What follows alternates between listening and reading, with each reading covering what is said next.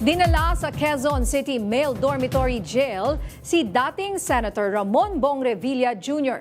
Nagpiyansa naman ang dating mambabata sa Sandigan Bayan pero mananatili siya sa piitan dahil sa isa pang kasong kinahaharap niya. At live mula sa Sandigan Bayan, may umarangkadang balita si JM Pineda. JM. Ninya, sa kabila nga ng pagpapiyansa o paghahain ng piyansa kanina ni dating Senador Ramon Bong Revilla Jr. sa kanyang kasong graft ay bagsak pa rin sa kulungan ng kanyang kinahatnan ngayong hapon dahil nga sa isa pa niyang kaso na malversation of public funds kung saan yun ang non-available. Kanina nga ay kasama niyang dumating dito sa Sandigan Bayan ng kanyang asawa at mga anak na humarap siya kanina dito sa korte para sa return of warrant at ngayong hapon nga ay dinala siya sa Quezon City Jail. Ilang oras matapos sumuko si ex-Senator Ramon Bong Revilla Jr. sa Campo Crame kagabi, iniharap siya kanina sa Sandigan Bayan 3rd at 4th Division para isagawa ang return of warrant. Naharap ang dating senador at 6 pang opisyal ng DPWH Bulacan 1st District Engineering Office sa kasong graft at malversation of public funds. Nagsabatan umano si Revilla at mga dating Bulacan 1st District Engineers para mailabas ang pondo sa 92.8 billion pesos na proyekto sa Pandi, Bulacan. Sa isang social media post, iginit ni Revilla na malinis ang konsensya at buo niyang harapin ang kaso. Nakakalungkot po, parang wala yatang due process. Pero ganun pa man, haharapin ko to ng walang takot. At alam kong hindi ako papabayaan ng Diyos dahil wala po akong kasalanan dito. Naghain na rin kanina ng piyansa ang kampo ni Revilla sa kaso niyang graft sa Sandigan Bayan 4th Division. Pero hindi pa rin siya makakalabas dahil non-bailable ang isa niyang kaso sa 3rd Division ng Sandigan Bayan. Nagdesisyon rin ng korte na sa New Quezon City Jail sa Payatas ikukulong ang dating senador habang gumugulong ang kanyang kaso. Pasado 2:00 nga nagdumating ang convoy nito sa City Jail sakay ng isang van.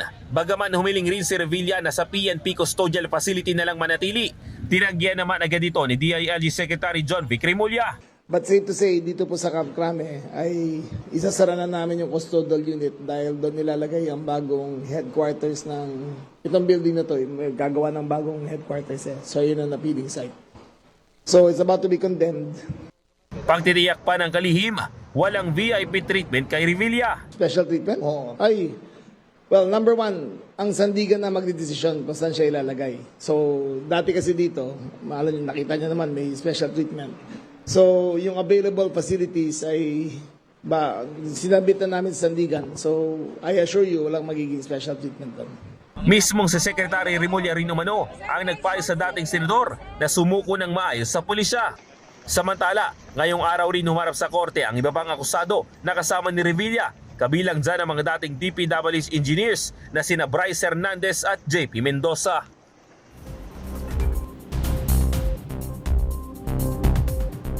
Ninya, nilinaw nga rin ng BJMP na mangyayari nga ay magkakaroon muna ng medical assessment itong si Revilla doon sa kanilang pasilidad at hindi muna ihahalo doon sa general population na yun daw talaga yung normal na proseso na ginagawa kapag pinapasok doon sa Quezon City Jail kung saan yun nga yung pansamantala munang pipitan ito ni Revilla habang gumugulong yung kanyang kaso. Ninya.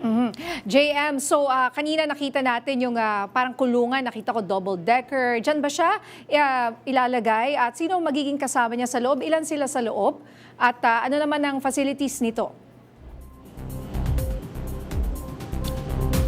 Ninya, sa ngayon, ang sabi sa atin ng BJMP, hindi muna ihahalo sa mga ibang preso, ibang PDL, itong si Senator o dating Senador Revilla dahil nga idadaan muna sa medical assessment. Pero yun nga, yung facility na yun yung unang, yung pinakita nating video kanina na facility, yun yung facility na inikot ng ICI noong nakaraang taon pa kung saan yun nga yung sinasabi nila na pagkukulungan nung mga dawit nga dito sa flood control projects. Yung mga nung binisita natin yun, nakita natin yung loob, meron dong 2 double deck, tapos meron lang mga normal na sink, tapos banyo o CR na pwede nilang pagsiaran. Pero sa ngayon nga daw, hindi mo na ihahalo doon sa general population itong si Senator Revilla, at wala rin tayong kumpirmasyon kung doon ba mismo sa facility na yon na inspeksyon ng ICI ilalagay itong si Senator Revilla. Ninya? At makakasama ba niya yung ibang mga DPWH, former DPWH like sila Bryce Hernandez at sino ba yung isa dyan na sinabi mo kanina? So if ever ba magkakasama yung tatlo na yan?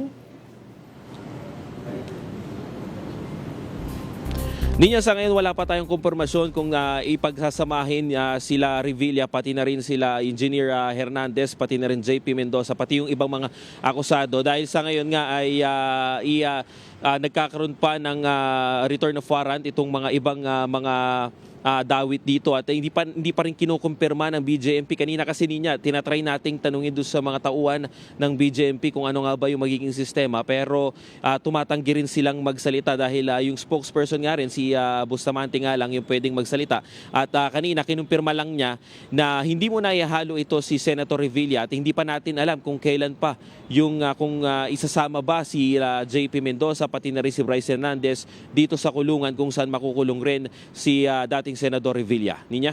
And kumusta naman siya kanina? No? Kasi nakita naman natin yung kanyang parang selfie video na malungkot. Ano? At humihingi pa ng prayers. Ano? Kanina, kumusta naman siya? Kasama rin niya yung kanyang kaibigan ano? Na si Secretary Remulla na sinasabi. Kasi may mga, syempre, nagtatanong, magkaibigan sila, parehong nasa Cavite. 'Di ba? Baka magka-special treatment. JM. Ninya, una nang tiniyak ni Secretary Remulla na walang special treatment o VIP treatment ang mangyayari dito kay Revilla, dahil nga ito ay duty nila, kumbaga ay ito yung responsibilidad nila para itama yung mga kung ano man yung mga ginawa. Ayon din kay Revilla, dun sa kanyang video, ay haharapin naman niya yung kaso. Pero kanina nung tinignan natin siya dun sa kanyang estado nung bumaba dito sa Sandigan Bayan, medyo malungkot pa rin yung mukha. Kanina nga merong isang video tayong nakita na nakausap din natin si Jolie Revilla, yung kanyang anak, kung saan sabi nga nila, nire-respeto nila yung institusyon at kung ano man yung mga magiging proseso. Pero syempre, nalulungkot pa rin daw sila kung ano yung kinahinatnan ng kanilang ama. Ninya? Oo, and JM, may isa pang pahabol dito, si former Senator Senator Jinggoy Estrada. Siya na raw ba ang susunod? Ninya, sa ngayon wala pa tayong impormasyon patungkol dyan dahil gumugulong pa lang din yung ilang mga investigasyon na nangyayari sa Ombudsman, at wala pang nangyayaring announcement o anunsyo dito sa Sandigan Bayan o mga arrest warrant na nilalabas dito sa korte. Ninya? Alright, maraming salamat, JM Pineda.